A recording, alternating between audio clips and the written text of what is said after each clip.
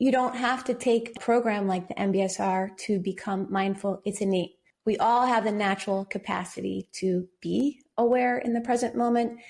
But what is so unique about the world that we live in and what can be exacerbated by working in the field of law is that we often get disconnected. We're checked out from the present moment because we're worrying about our deadlines.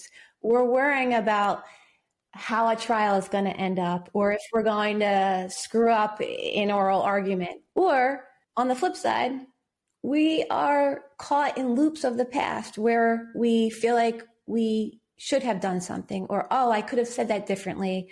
And we have a really good skill at judging ourselves in the present moment. Mindfulness versus mindset. Mindfulness is the awareness piece, noticing how are we experiencing the moment. Mindset is almost like a filter that with that awareness piece, we can notice, how am I perceiving this situation, whether it's, say, I'm in a deposition with a difficult adversary. Is this moment really a threat? I noticed that just walking into the building of the firm where I was working, getting on the elevator and sitting at my desk and turning on my computer, that I was very much going into fight or flight. It didn't stop when I left the building. It weaved its way into every facet of my life when I was with my children, when I was with friends, and there was a lack of joy.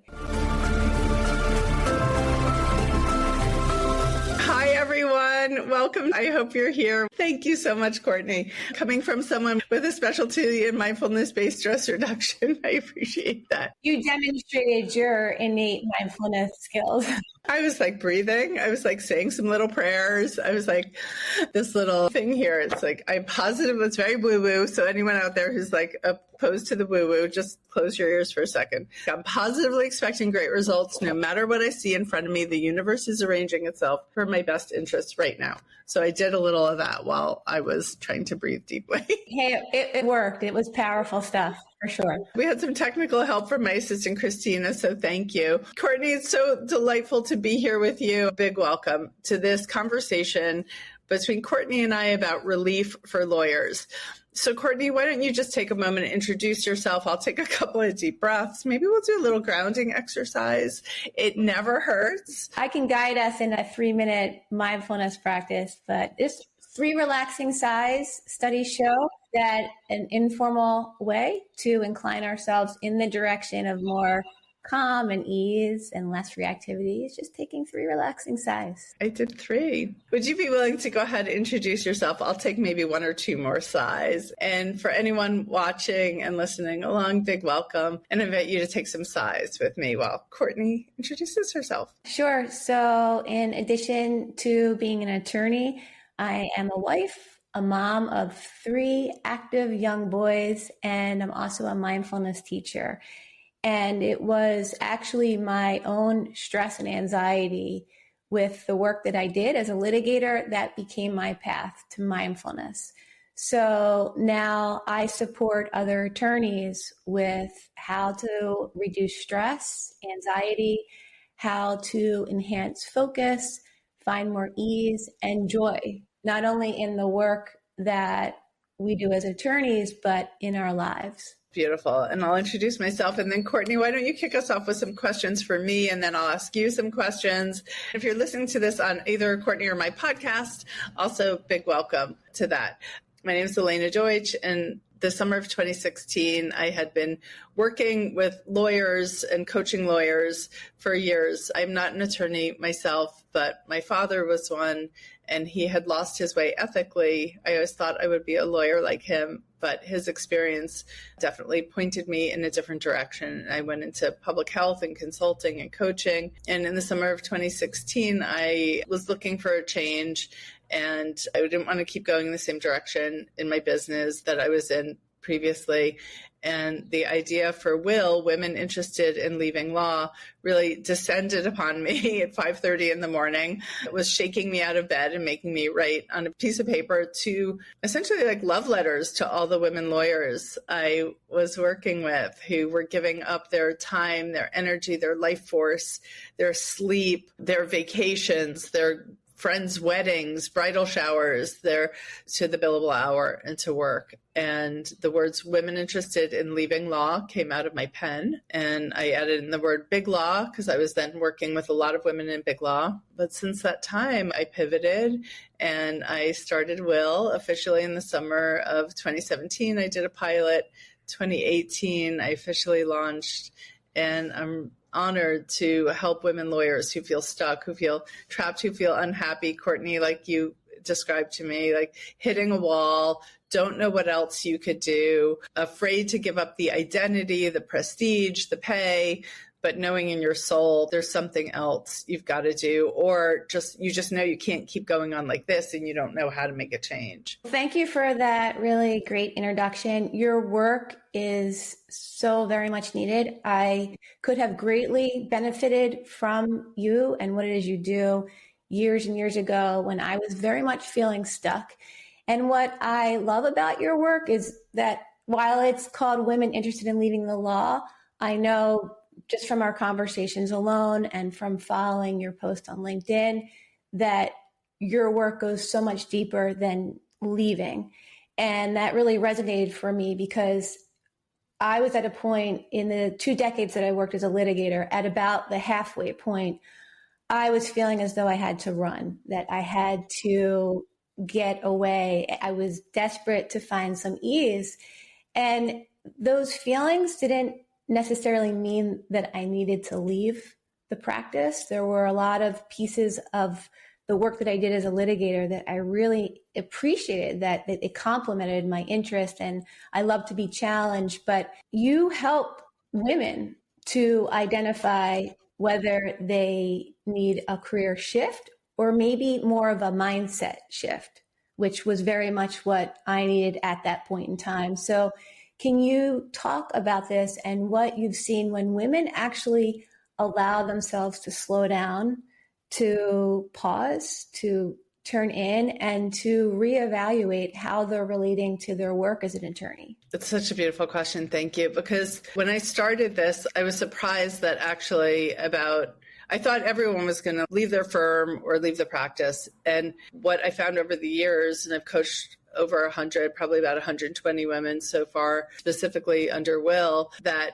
about 50 to 60, probably 65% of the women either stay in their firm with a different mindset, attitude, or leave that place of employment, but continue to practice law in a new way, whether that's opening their own firm or going in-house and having that just give them time and energy to enjoy their life.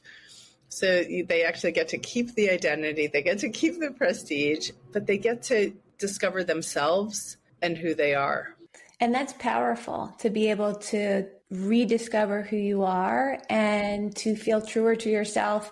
I can say that who I was when I first entered the legal profession in my 20s is very much different than who I am now in my 40s, or who I was towards the tail end of my career. And as a woman, as a mother, as a wife, demands in our personal lives, they very much change from our 20s to our 40s, or at least in my experience, they did. And for many women, despite whether or not you have a family, there are certain needs that change. There are certain desires and callings within our personal lives that can really shake up what it is we're capable of offering in the workplace, in our professions. And I know this speaks very true for myself. Generally speaking, as attorneys, we're high achievers, we're perfectionists, we're very hard on ourselves. And we have this tendency when we identify as the litigator or as the hardworking attorney or the breadwinner, we very much box ourselves as that identity. And when we have something that's shaking up what it is we've been so familiar with, whether it's emotionally, whether it's physically, that can be really scary. And when you're someone like myself who already had, like I say, my DNA, my hardwiring, I tend to be very anxious at times. So when anything from beneath is shaken, even slightly, it can rock your whole world. And it can be really helpful to notice how hard we are on ourselves, how even though we're getting messages that something's out of balance, we don't let ourselves. It's like, I can't see you, or we stuff it down. And that just can really heighten, it can compound the stress and anxiety that we feel. And in the work that we do as attorneys, which in and of itself can be really stressful, it can be a recipe for overwhelm. We titled this Relief for Lawyers. And I think what you just said is a gateway. It points to ways in which lawyers can experience some relief, to acknowledge all of those things that you just said about the perfectionism, about the being potentially hardwired for anxiety. We're all hardwired for anxiety, right? It's a physiologic response to the perception of danger. I like to define anxiety as the physiologic response to the perception of danger. And that perception can be in the past. It can be that email from that partner, the time that partner yelled at you for making a typo, or it could be in the future. I love that you're giving voice that this is natural, that we're all prone to feel anxiety. It is a protective mechanism, but to your point, it could be a threat physically, but it can even be a mere thought. And for me, why mindfulness was so beneficial when I learned it at the halfway point in my 20-year career working as a litigator is that we can see our minds, we can notice the thoughts and how triggered we get by thoughts that 9 times out of 10, what we're thinking, what we're worrying about, maybe what we're rehashing from the past. To your point about relief, we have such an immense ability to offer ourselves a great deal of relief when we can notice the nature of our minds. Exactly. I want to ask you about that, and let's go into what mindfulness is, and then we can talk about the difference between mindfulness and mindset and how they're connected. I want to put a pin in something you said before also about compounding anxiety. And that's actually a term, I don't know if it's a actually clinical term, but I stumbled upon that a few years ago and I was, wow, the women lawyers I work with have compounded anxiety. It's layered upon layered. And mindfulness, and that's what you're talking about, noticing the thought, noticing you're revisiting that thing from the past, or you're waking up in the night and you're spiraling that you made a mistake and you're going to end up living under a bridge somewhere, which is, no, it's funny. And it's a story I hear all the time. I laugh because it really hits home for me. It's the familiar inner stories. Exactly. I felt that. I'm naming that also so people also see they're not alone. Courtney has it. I have it. So I just want to name that compounded anxiety for people not to blame and shame themselves for having anxiety. Many people tell me, like you said, I was wired to be anxious to begin with, and then it got way worse as a lawyer. And then I have some people who tell me I wasn't anxious before this. I wasn't an anxious person before this, and this has made me more anxious. So let's just notice that it's not you, right? I mean, it is you and it's not. It's that physiologic response. And some of these tools that we're going to talk about now might be able to help you. Courtney, take us into mindfulness based stress reduction and what that is. Sure. There's a program, Mindfulness Based Stress Reduction program, which is an 8-week program that I teach at the Center for Mindfulness at Jefferson in Philadelphia. But getting back to your question about what is mindfulness, because I know we may have heard of the MBSR program, or we hear mindfulness in all sorts of ways now, but the formal definition that was given by John Kabat-Zinn, who is the creator of the Mindfulness-Based Stress Reduction program, is paying attention on purpose in the present moment. And this is important, with an attitude that's non-judging. Oh, wow. Okay. I don't think I knew that. I probably read one of his books many years ago, but that's so beautiful. Okay, so let me see if I can play it back. So paying attention in the present moment with an attitude of non-judgment. Did I miss one piece? I think I missed a piece. A little piece that's little but yet profound, on purpose. We're intentionally choosing to show up for the moments of our lives.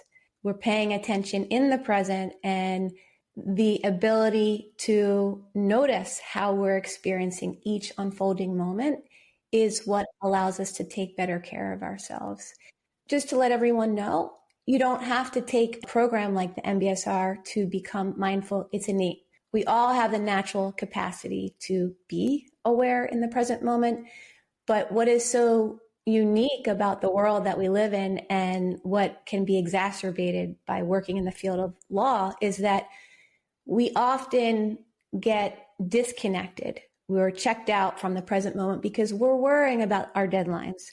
We're worrying about how a trial is going to end up, or if we're going to screw up in oral argument. Or on the flip side, we are caught in loops of the past where we feel like we should have done something, or, oh, I could have said that differently. And we have a really good skill at judging ourselves in the present moment.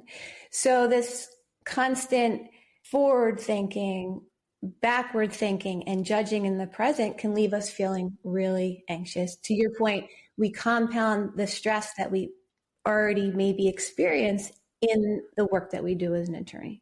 Okay, so that's what it is. And so how does one do that? How does one put down the worry about the past, the fear of the future, to be paying attention in the present moment on purpose? And I changed the word a little bit. Forgive me. I love alliterations with a poise. So you got 4 P words then of non-judgment. Just so there's not a misunderstanding, it's our human condition to be judgmental. We just live in a world where we judge ourselves as whether we are smart enough or have enough money or we're good or we're bad. So with mindfulness, we're not getting rid of our judgmental tendencies, but what mindfulness helps us to cultivate is more awareness of just how prone we are to judge ourselves or to maybe judge others. And with formal practice, we strengthen our natural ability to be aware. And the more and more we can become aware of being lost in worry of what's to come or regret of the past or judging ourselves in the present, that becomes the gateway to choice. We don't have to get so pushed and pulled. We can just simply come back to this moment. It's really with practice the same as if any of our listeners or watchers, if you go to the gym and you decided that you want to get more definition in your arms, or you want to make your legs, the muscles in your legs stronger, you would probably go to the gym. You'd work out with a trainer, you'd lift some weights, you do different exercises, and with regularity, with consistency over time, you would notice that there's more definition. You're able to lift more than you could before. And the same holds true with mindfulness. We have a muscle of the mind. And with practice, even if our minds drift off 100 times in a 10-minute guided practice, every time we notice that, and again, we're kind, we're not judging ourselves, but we just simply acknowledge, oh, there goes the mind again. We come back. That's strengthening the muscle of the mind so that we can drop in more fully to the here and now. Exactly. Beautiful. You were talking about like a meditation practice, like listening, and some of the apps that I use and some of my clients use are the Calm app, Headspace, Insight Timer. People have Tara Brach's meditations. If someone's brand new at meditation, at mindfulness, at sitting for 3 minutes to watch their mind and bring their attention back without that judgment and noticing the perfectionist tendencies. If I can't do this perfectly the first time, it must not be worth doing. What would you recommend? Where would you recommend someone start? I have plenty of free resources that you can obtain on my website, Courtney Schulnick, mindfulness.com. And there are really short, to your point, 3-minute practices. There are longer guided practices, like 10-minute, 15-minute practices. I happen to really love Dan Harris. I'm not sure if you're familiar with him. He wrote a book called 10% Happier. And speaking about anxiety, he struggled with anxiety. He had a full-fledged anxiety attack while on air. And at the suggestion of a therapist, he learned mindfulness, and he went on to write about what mindfulness is and talked about his experience on retreat. And he has now an app, and as well as his book, but you can go onto his app where he has incredible, really well-known mindfulness teachers from around the world who offer free guided practices and teachings. Oh, beautiful. What's his app called? Do you know? Yeah, I'm sure you do. 10% Happier app. And I know there was a switch. I get mixed up. So who he partnered with, there was a breakup. And so I get mixed up now. A couple of things have been changed. I can even add it after this episode. But if you search Dan Harris, 10% Happier, he has a podcast and you can track down the app and the podcast, which are both really wonderful. And he has a great sense of humor too. So there's a lightness that we can bring into it. That's so good. That's so important. One of my clients who I've worked with for the past 3 years. So I have an initial 6-month program where people come in and then some people continue to work with me beyond that. And she did a couple of my other programs and we just finished a mastermind called the Creator Circle, which is all about, it's going through this book, Julia Cameron book, The Artist's Way. And she was such a perfectionist. She was so trained to just only get straight A's. And as part of her Artist's Way journey, she started taking lots of different classes. And she took a pottery class. And she had this experience, this like epiphany during pottery that like, I don't have to be good at doing this. Like, I don't get any points for being good. I'm not trying to be good at this. I'm just having the experience of it. That's beautiful. We hold ourselves not only as women, but as attorneys to such high expectations that good is not good enough, that we need to do everything perfectly. But when we can allow our experience to be as it is and know that who and how we are in this very moment is in and of itself enough, that can offer us so much relief. And we can get out of our own way. And that other layer that we've been talking about of suffering, you may notice a little shift so that you can really relax. And when we're more relaxed, we can be more present for what's here. Totally. So I think that's a good segue, talking about then mindfulness into mindset. And when we can be more present about what's here. So mindfulness then, that kind of awareness about our thoughts gives us the opportunity, the ability to change those thoughts or to change our feelings by changing our thoughts. And this is what I teach inside of the work I do with women lawyers, is a model I call TFAR, thoughts, feelings, actions, results. And it's based on cognitive behavioral therapy. And I teach other mindset tools for certain. This is one of the core ones. If we think the thought, let's take the lawyer in the pottery class of, oh, I suck at this. I'm terrible at this. Why am I bothering with this? It's been taking that thought of, I'm bad at this. Why am I bothering? How does that make you feel when you think, I suck at this? I shouldn't be doing this. Why am I wasting my time? Why am I taking a stupid pottery class? Especially if I'm not going to be perfect at it or make this great, amazing piece, like why even bother? Why bother? And so then what actions does that lead to? It might lead to withdrawal while you're in the class. It might lead to lack of focus and to not having fun working on a piece. And then what results does it get you when you're beating yourself up? And so with some more mindfulness, so that awareness. And so she was able to shift her thought from, oh, I'm not good at this. And I'm just here to experience it. It's just neutral. And then she was free. Then she felt light. She felt free. She was able to enjoy the experience, to be in the present moment, and to have this epiphany. The result for her is that she now, in her body, she knows, I don't have to be perfect at everything. I'm here to experience it. Yeah. And what it sounds to me is that she realized she didn't have to change. I think that's a misconception, that when we're more mindful, or if we're a better attorney, we'll change, we'll be like this. Or when I get to this point, then I've arrived. And the great thing about mindfulness is that we don't have to change. We don't have to get rid of our thoughts. We don't have to feel a particular way.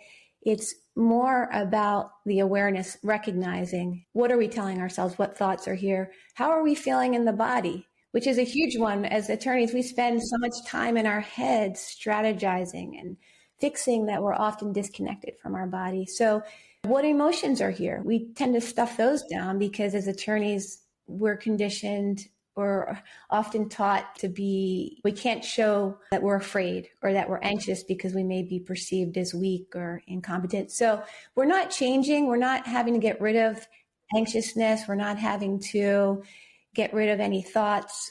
or change them per se. What we're doing is we're deepening our awareness of mind, body, heart, emotion, and that clear seeing can help us to understand we're relating to what's here. So when we can, back to your point, so mindfulness versus mindset. Mindfulness is the awareness piece, noticing how are we experiencing the moment. Mindset is almost like a filter that with that awareness piece, we can notice how am I perceiving this situation, whether it's, say, I'm in a deposition with a difficult adversary. Is this moment really a threat? I'm noticing my heart beating really fast. I'm noticing my breathing is shallow. I'm telling myself that this guy's going to run me over. Mindset is almost like the lens with which we're viewing what it is we're experiencing. And we get to focus the lens, right? And we get to sharpen the focus and be like, whether it's that guy across the table in the deposition or the waking up in the middle of the night, afraid I'm going to end up under a bridge. Is this true? And that's back to like coming back to the present moment. Why don't you share, and I don't think it's either or, right? Like you said, mindfulness is the awareness of the body, mind, spirit, heart in that present moment, the thoughts. And then mindset is the ability to shift the focus to a more enlivening, expansive, more calming thought that feels better. We can certainly calm ourselves and find more ease when we notice how we're getting in our own way. And that was very much my experience. I had anxiety. I mentioned this. I feel like I came out of the womb and I was nervous about what was to come. But it grew and grew as I deepened my practice, as I became, one would think that as you become a more seasoned attorney, that the things that you were sweating over or were nervous about, they were going to go away. And in my experience, they grew as my responsibilities, they grew as I became a more seasoned attorney, because at the same time, as I climbed the ladder, so to speak, my life became more full at home. I started out working in the legal profession. I was just freshly married, and fast forward to I had one child, then two child, then three children. And so what we juggle as female attorneys, it very much shifts and changes. And if we're not willing to allow what's here, if we box ourselves in having to be what we were when we stepped out of law school or what we feel we should be, we're going to likely hit a wall or feel some sense of burnout. That's what my experience was.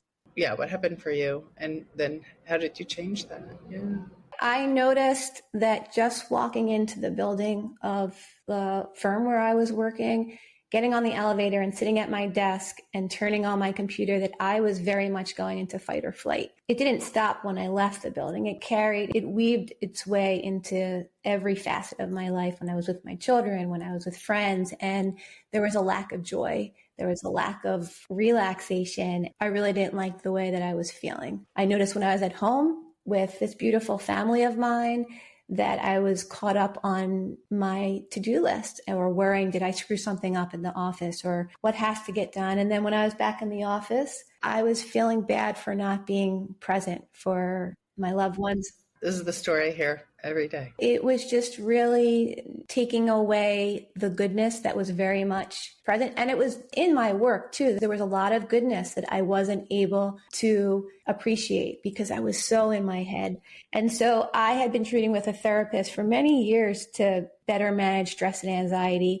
And she suggested that I look into the Mindfulness Based Stress Reduction program. The idea initially of adding more to my plate when I was already juggling. I was working full-time as a litigator. My caseload was this big. At the time, I had two children. This was before I had our third son. But the idea of committing to a 2.5-hour class once a week for 8 consecutive weeks with a full day retreat on one of the weekends and home practice every day, I said, no way. And so I put it off. And I said, you know what? I can do this. I'm just going to stuff down the anxiety, stress, and I'm going to grind out still. Did for a good amount for about another year. And then I had a loss in the family that really hit home for me. And that's when I realized I can't continue in this way. So I enrolled in the MBSR program, and it was a game changer. Just a few weeks in, it allowed me to notice some of my patterns,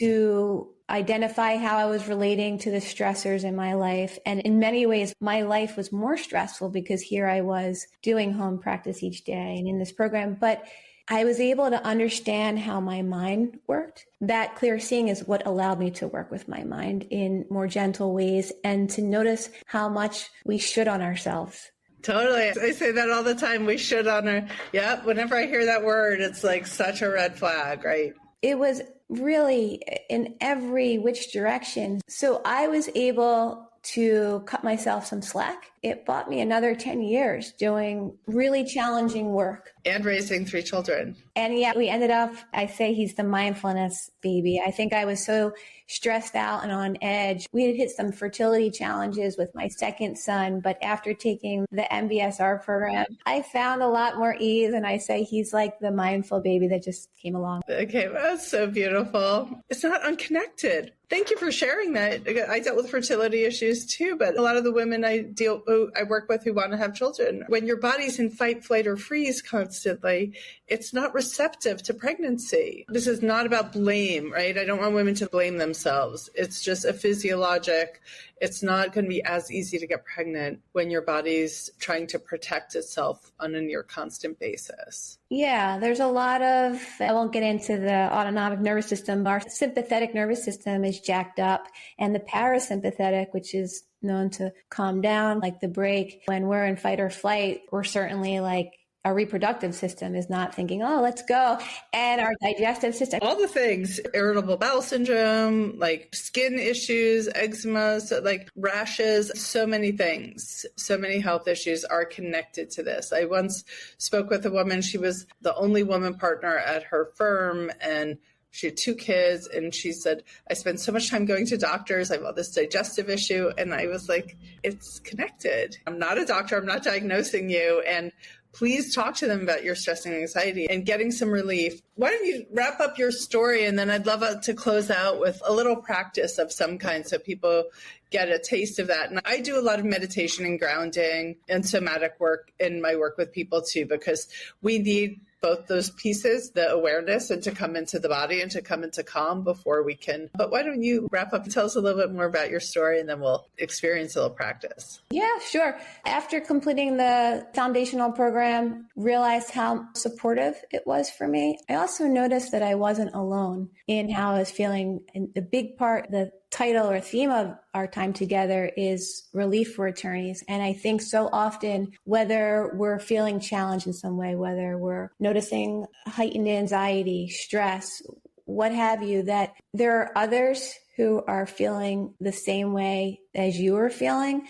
In my case, I thought everybody else was good. Everyone else at the firm, like they were cool. They had this under control and I was alone. And through the program, the MBSR program, there is a real sense of togetherness, knowing that I'm not alone. And I think in whether you're in a firm or working in another legal capacity in an organization, to know, to sense into that togetherness, to know that there are others who are struggling in much of the same way that you are, that in and of itself can be immensely supportive. I realized that I wanted to help other attorneys, that I wanted to share my story, and I wanted to share these tools and resources that are within each of us. We just sometimes need to practice to strengthen them. So I went on to speak about it at the firm where I gave a lunch and learn at the firm where I was working. And fast forward, I took the teaching training, the extensive teacher training at Jefferson, an internship, and then began teaching at Jefferson. And now I help other attorneys and professionals who work in high stakes environments to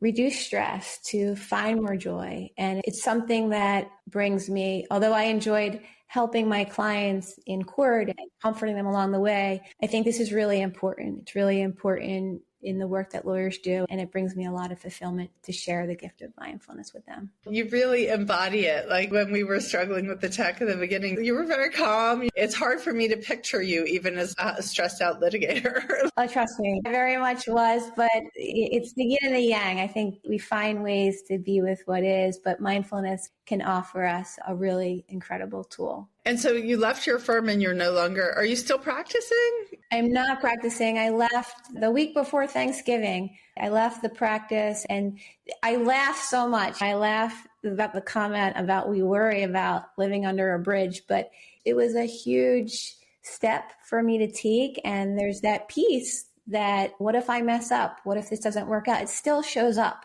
But with mindfulness, having stepped away from something that I was so familiar with and venturing out on my own, I acknowledge that. I acknowledge, okay, this is real. This thought is here, but is this true? And most likely it's not. I stepped away and it's been a really great platform for me, the experience in growing and learning as I expand the work that I do. It's been a great platform to deepen my mindfulness practice personally. So you've just been full-time doing this for less than a year? For less than a year full-time, for about 10 years being straddled between having my own mindfulness work combined with Jefferson and then working as a litigator.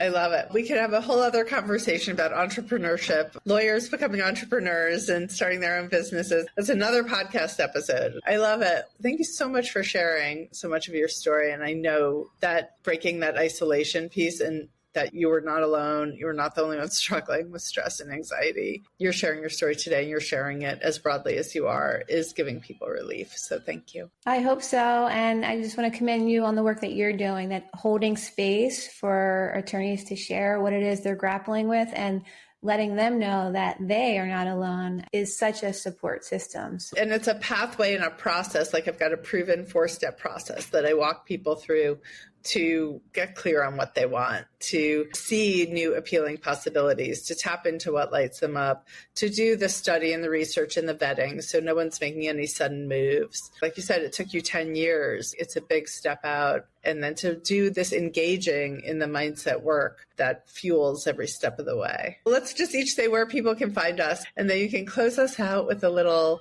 mindfulness practice. Okay, sure. So I mentioned earlier a website, Courtney Schulnick, mindfulness.com, where you can learn more about mindfulness. You can see upcoming offerings that I have, and you can get a lot of free resources that way. In addition, I'm really active as you are on LinkedIn, so you can find the latest and greatest there. Awesome. And people can find me at womeninterestedinleavinglaw.com, the website, if you're interested in learning more about my programs or to book a consultation with me. It's a confidential clarity conversation. Go ahead and find that at womeninterestedinleavinglaw.com. All right. So take us away, Courtney. I'll just guide us in a formal awareness of breath meditation. We'll take just a few minutes and knowing that there's no right or wrong way to do this. So that mindset or that way of thinking, you can just let it go like clouds passing in the sky and really just allowing yourself to be here, allowing the breath to be as it is. So just noticing if the posture that you're in is one that feels supportive, and you can practice sitting upright in a chair. You can lie down. You can even stand up if you're feeling sleepy. And if your eyes are open, maybe having more of a soft downward gaze so you don't have to stare into the screen, or if it feels comfortable, you can invite the eyes to close.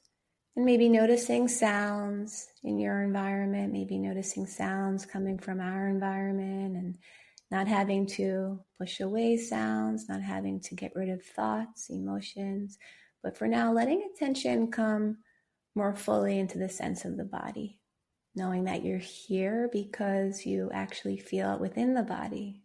So maybe noticing the points of contact that the body makes with the chair, the ground, and seeing if just for these few minutes you can really allow your body to be held by that physical support that is here for you.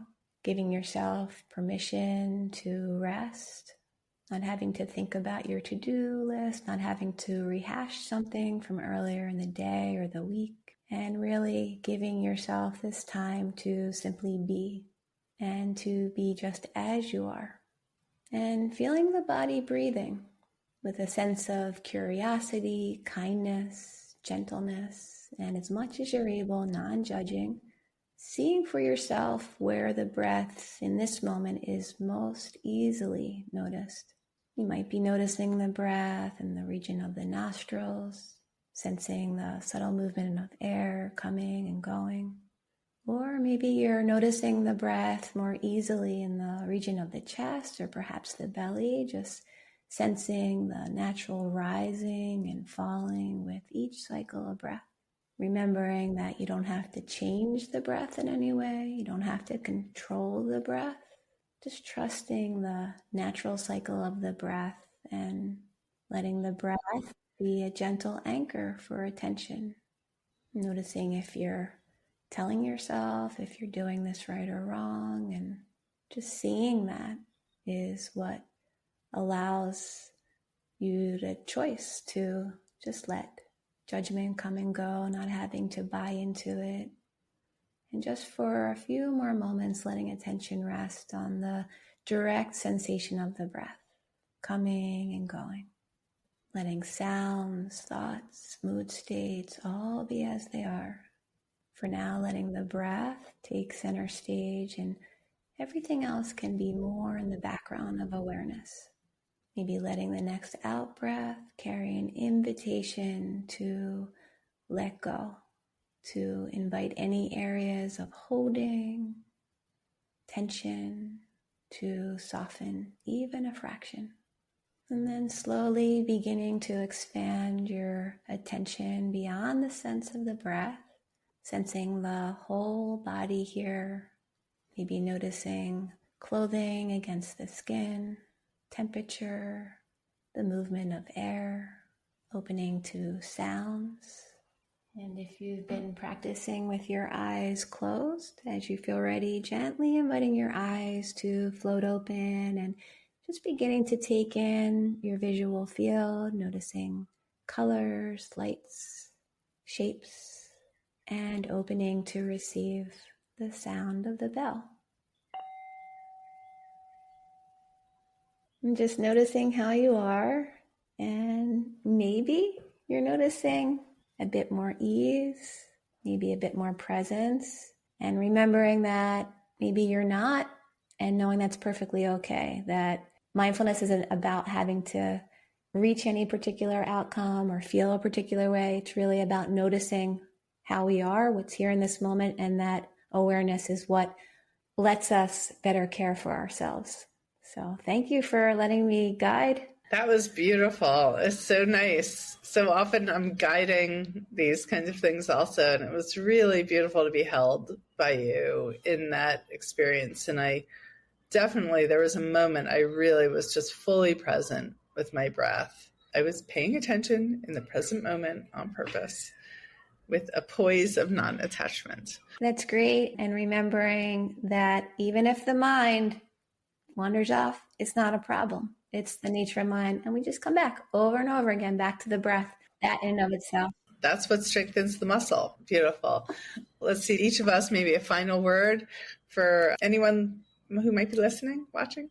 I feel like I could spend another half an hour asking you more about your work and the ways in which you really help to transform the lives of so many women attorneys, but perhaps we'll have a part 2. And if anyone wants to work together with you or learn of upcoming offerings that you have, is your website the best place for them to? My website. Sometimes I have people, I just did a podcast interview with an alumni member the other day, and she said, I was watching you for years. And I was listening to other podcasts like Megan Smiley's The Escape Pod, Lawyers Escape Pod. And here I am now. I'm one of those people being interviewed on a podcast. So I just want to say, if anybody's out there watching or listening, I could never, or maybe could I, it's worth a conversation to begin that exploration. So go to my website and book a call. Yeah. I don't bite. No, I can attest to that. And I'm so grateful for having made the connection. I can honestly say I'm not a client of yours, obviously, but just your presence, just getting time to talk with you and the insight that you have, I noticed a weight being lifted. So just to have you in your corner is a great gift. Thanks, Courtney. I appreciate that. That's beautiful. All right. So thank you so much, everyone. If you're still here, still listening, thank you. And find each of us in the show notes or in the follow-up stuff that we send out after today. Thank you. Thank you. Have a great weekend. Thank you for listening to this episode of the Will Podcast. If you liked what you heard, please follow for more, rate and review to help another unhappy lawyer find her way here and see there's nothing wrong with her. You can also please share it with a friend. To learn more about how Will can guide you to clarity, freedom, and relief, go to www.womeninterestedinleavinglaw.com and book your confidential consultation. Where there's a will, there's a way. Let's get you on your way today.